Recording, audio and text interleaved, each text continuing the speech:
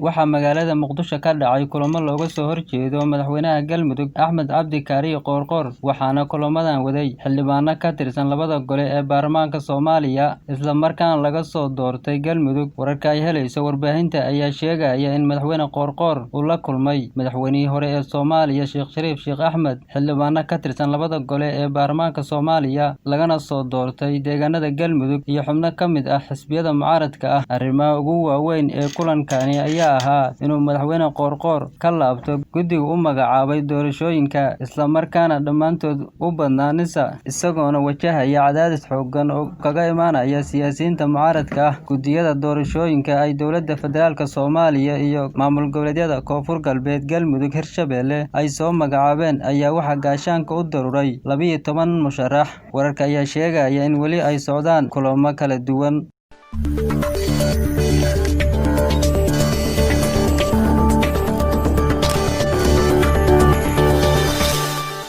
Audio Jungle.